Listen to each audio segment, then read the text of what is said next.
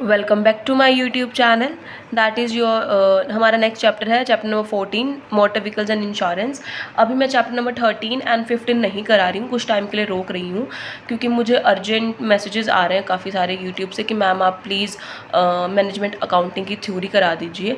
तो मैं वो चैप्टर तो बाद में करा दूँगी क्योंकि वो मैंने अभी खुद रीड नहीं किए हैं। तो जैसे मैं वो रीड करती हूँ मैं आपको दोनों चैप्टर एक ही दिन करा दूँगी। सो अभी के लिए आप चैप्टर नंबर 1 to 12 अच्छे से कर लेना एंड 14 कर लेना, ठीक है। और उसके बाद मैं मैनेजमेंट अकाउंटिंग की थ्योरी कराना चाहूँगी। एक दो बच्चों के ने काफ़ी मैसेजेस आए हुए हैं तो मुझे उनके लिए कराना ज़रूरी है, उनका भी प्रोस्पेक्टिव रखना बहुत ज़रूरी है, ठीक है। तो उनके चैप्टर होने के बाद फिर हम इंश्योरेंस पे वापस आ जाएंगे कंप्लीट करके, फिर हम कुछ और नया सब्जेक्ट देखते हैं। Alright, so let's we start. Motor vehicles insurance क्या होता है? हम इसको ऑटोमेटेड एंड ऑटोमोबाइल इंश्योरेंस भी कहते हैं, जो कि रिस्क करता है जो थर्ड पार्टी अराइज करती है मोटर व्हीकल का, जो उस रिस्क को कवर करने के लिए, डैमेज को कम करने के लिए हम मोटर व्हीकल इंश्योरेंस कराते हैं। और मोस्टली ये डिवाइड है दो पार्ट में, कंपलसरी और एक कॉम्प्रिहेंसिव। जो मोटर व्हीकल जो है इंश्योर है, जो व्हीकल ओनर है वो मिटिगेट करता है कॉस्ट को जो एसोसिएट होती है रोड एक्सीडेंट्स के द्वारा। सो जो कंपनी है वो सारे कॉजेज दे देती है, पे कर देती है। टू व्हीलर्स के लिए, 3 व्हीलर्स के लिए, 4 like private car, buses types भी आगे देखिए। कार व्हीकल आजकल क्या है कि इंश्योरेंस सेक्टर में कार इंश्योरेंस मैंडेटरी हो गया है, जब स्पेशली न्यू कार्स के लिए। तो क्या होता है, जो हमारी न्यू कार्स होती हैं उनके लिए हमें करा लेना चाहिए, ताकि क्या पता कोई एक्सीडेंट हो जाए, फायर लग जाए, लाइटनिंग या रोड्स अर्थक्वेक कुछ भी हो जाए, तो हमें कार इंश्योरेंस के लिए कराने लेना चाहिए। तो वो जो कि 2 व्हीकल्स के लिए होता है, 4 व्हीलर्स में आता है। उसके बाद 2 व्हीलर इंश्योरेंस एक another type of motor vehicle है जो प्रोटेक्शन देता है नेचुरल और मैन मेड क्लैमिटी से। मैन मेड जो खुद लगाए, और नेचुरल क्लैमिटी जो इंसिडेंटल हो, ठीक है। तो जो 2 व्हीलर है वो उसमें 1 लाख तक का एक्सीड करता है कि ऑफर है, आपको मैंडेटरी है पर्सनल कराना, तो आप ऑप्ट कर सकते हो, जिसके अकॉर्डिंग आपकी जो थर्ड पार्टी के कारण जो डेथ या इंजरी या कोई डैमेज होगा तो उससे आप अपनी प्रॉपर्टी को सेव कर सकते हो। कमर्शियल व्हीकल्स में इसमें आ गए जो आपके पर्सनल पर्पस के लिए नहीं बट किसी और चीज़ के, लाइक ट्रक्स, बसेज, हैवी, जो आप किसी का माल लोड करवाने के लिए या फिर कोई शोरूम का प्राइस वगैरह है उसके लिए कॉरपोरेट कराते हो, तो उन चीज़ों के लिए भी इंश्योरेंस व्हीकल है कवर करने के लिए। इम्पॉर्टेंस क्या है कि आपको ये financially, medically and personally protection देते हैं। फाइनेंशियली कैसे? अगर आपको कोई लॉस हो जाता है तो वो आपको फाइनेंशियली प्रोवाइड करेगा, ठीक है। हम इसको पैकेज पॉलिसी भी कह सकते हैं। पैकेज पॉलिसी की हम कॉम्प्रिहेंसिव ही पॉलिसी कहते हैं। और मेडिकली मतलब आपको कोई इंजरी हो जाए तो भी आपको कंपनसेशन मिल जाएगा, और कोई पर्सनल प्रोटेक्शन भी मिल जाएगी। अगर आपका कोई डैमेज वगैरह होता है तो आपको भी मिल जाएगी। ये आपके injury, damage, vehicle theft, payments, इन सबको कवर अप करता है। हम इसको टेम्परेली रिप्लेस करा सकते हैं इंश्योर्ड पर्सन के जो अनएबल है वर्क करने के लिए, कोई फैटल एक्सीडेंट हो जाए तो। अनदर रीज़न ये भी हो सकता है जो कॉस्ट है रिपेयर की ओन और अदर व्हीकल की वो काफ़ी ज़्यादा होती है, तो व्हीकल हम रिपेयर भी करा सकते हैं अगर एक्सपेंसिव हो तो, ठीक है।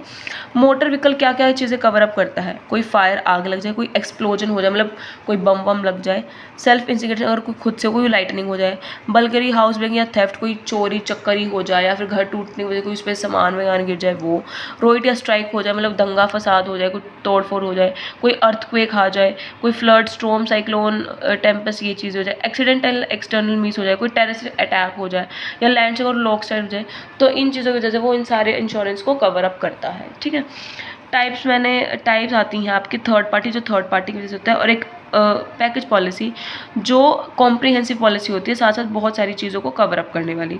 क्या क्या चीज़ें एक्सक्लूड नहीं करता? अगर आपके पास वैलिड ड्राइविंग लाइसेंस होगा तो उस चीज़ में आपको कंपनसेशन नहीं मिलेगा। अगर आप कोई ड्रग्स वगैरह ले रहे हो, इन्फ्लुएंस करते हो, उस कंडीशन में एक्सीडेंट होता है, वो चीज़ें इंक्लूड नहीं करता। कोई जियोग्राफिकल एक्सीडेंट हो जाए तो उसको नहीं करता। कोई व्हीकल अगर अनलॉफुल पर्सन चला रहा है वो उस चीज़ को कंसिडर नहीं करता। कोई मैकेनिकल ब्रेकडाउन है तो भी इसको कंसिडर नहीं करता। तो पॉलिसीज़ क्या क्या है हमारी मोटर इंश्योरेंस की? उसके बाद है types of motor insurance policy. सबसे पहले है एक्ट लायबिलिटी पॉलिसी।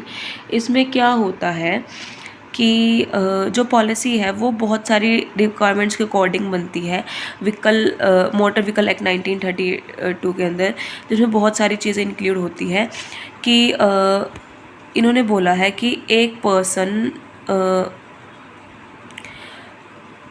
जैसे कि आपको एक बस में है कि 30,000 से ज़्यादा नहीं बिठा सकते, ठीक है, 30 बंदों से ज़्यादा अगर बिठाते हो तो आपको 50,000 तक का ही आप वो कर सकते हो कंपनसेशन, ठीक है। तो ऐसे ही गुड्स के लिए है, इन्होंने बोला है कि 50,000 का ही आप लोड करा सकते हो, अगर वो डेथ या इंसरे हो जाए तो उससे ज़्यादा एक्सीड नहीं होनी चाहिए। तो यही चीज़ें इसमें इंक्लूड है कि एक्ट लायबिलिटी पॉलिसी क्या कहती है कि आपको सिर्फ पर्सन को इतनी इतनी लिमिट तक ही बिठाना है और इतना ही कर सकते हो। फॉर एग्जाम्पल अगर एक छोटा सा हाथी है, उसमें आप 50,000 का ही गुड ले सकते हो। अगर आपको कोई लॉस अराइज होता है तो आपको 50,000 तक का ही कंपनसेशन मिलेगा, ठीक है। उसके अलावा आपको और कोई कंपनसेशन नहीं मिलेगा। अगर आप 50,000 से ज़्यादा लेके जाते हो तो आपका वो कंपनसेशन भी नहीं मिलेगा। अगर आप बस में 30 बंदों से ज़्यादा बिठाते हो तो भी आपको कंपनसेशन नहीं मिलेगा। 30,000 तक 30 जने ही बिठाते हो तो आपको 50,000 का कंपनसेशन मिल जाएगा, ठीक है। अपनी अपनी अप्रोचेज़ दी हुई देख लेना, 30 से ज़्यादा तो 70 है, उसके अकॉर्डिंग है, ठीक है। थर्ड पार्टी इंश्योरेंस में क्या है कि अगर प्राइवेट कार है तो वो अनलिमिटेड है, गुड्स अगर पैसेंजर में है कैरिंग कर रहे हो तो 20,000 है, कोई अदर है तो 50 है, मोटर व्हीकल में अनलिमिटेड है। अगर पॉलिसी एक्सटेंड हो जाए कोई फायर या थेफ्ट हो, इनसे रिलेटेड हो, ठीक है। कॉम्प्रिहेंसिव पॉलिसी जिसको हम पैकेज पॉलिसी ही कहते हैं, जिसके अंदर आती हैं अगर डेप्रिसिएशन इंक्लूड नहीं होगा, इलेक्ट्रॉनिक्स इंक्लूड नहीं होगा, पर्सनल प्रॉपर्टी नहीं होगी, रीजनेबल कॉस्ट होगी, अगर ओनली क्लेम तभी आएगा, आईडीवी होगा मतलब इंश्योर डिक्लेयर होगा, ट्रस्ट की कंडीशन होती है, डैमेज हो जाता है किसी पार्ट को रिपेयर कर देंगे, चार्ज कर देंगे उन चीज़ों को, ठीक है।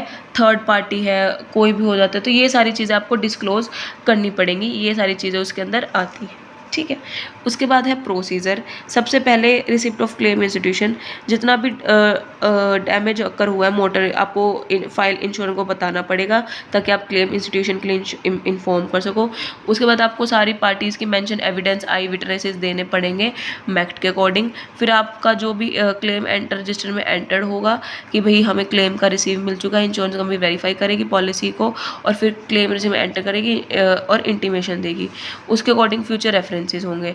फिर मैक्ट को ट्रिब्यूनल लेटर जाएगा, नेसेसरी इन्फॉर्मेशन जाएगी क्लेम के रिगार्डिंग, क्या क्लेम नंबर है, प्लोस रिपोर्ट है ड्राइवर वगैरह के अकॉर्डिंग, ठीक है। जब क्लेम रजिस्टर हो जाता है फिर क्लेम जो भी होगा इंश्योर्ड पर्सन वो सारी क्लेम कंप्लीट इन्फॉर्मेशन देगा, लाइक इंश्योर्ड का नेम क्या है, पॉलिसी क्या है, एड्रेस क्या है, डिटेल क्या है, उसके रिगार्डिंग। एडिशनल इन्फॉर्मेशन क्या चाहिए, एग्जिस्टेंस क्या थी इंश्योरेंस की, लिमिटेड लाइबिलिटी क्या थे, ड्राइवर की स्टेटमेंट क्या थी, विटनेसेस कौन थे, क्या रिकॉर्ड किया है, और कॉन्ट्रीब्यूशन नेग्लिजेंस क्या है, डिटेल्स क्या है, सारी प्रोविज़न, और क्या क्या पोस्टमार्टम रिपोर्ट्स आई हैं, क्या फेटल्स क्लेम है, ये सारी चीज़ें मेंशन करी जाती है उस एडिशनल इन्फॉर्मेशन में। उसके बाद आता है कि भाई आपका फेटल एक्सीडेंट था या फिर इंजरी थी वो दिख जाती है। फिर थर्ड पर्सन आता है, एडवोकेट आता है, वो रिटर्न इन्वेस्टमेंट देखता है, फाइल करता है और फिर उसी के अकॉर्डिंग वो कन्विक्ट करता है। इंस्पेक्शन होती है क्लेम की सारी कि कितनी ट्रूथ और फेयरनेस है हमारी सर्वे में, हमारी इन्फॉर्मेशन में, उसके रिगार्डिंग आइडेंटिफाई होता है, सब कुछ इन्वेस्टिगेट किया जाता है as per the rules, evidence होते हैं, फोटोग्राफीज होती हैं, एफआईआर होती है उसके अकॉर्डिंग। फिर क्लेम का सेटलमेंट होता है कि उसके अकॉर्डिंग इन्वेस्टिगेशन इंस्पेक्शन के अकॉर्डिंग जो भी हमारे पास नेसेसरी इन्फॉर्मेशन है लॉस आइडेंटिफाई होगा, जितना डैमेज हुआ है, रिपेयर हुआ है, वो सब कुछ आपको बताया जाएगा और उसी के अकॉर्डिंग आप डायरेक्टली कलेक्ट कर सकते हो। उसके बाद आता है टोटल लॉस।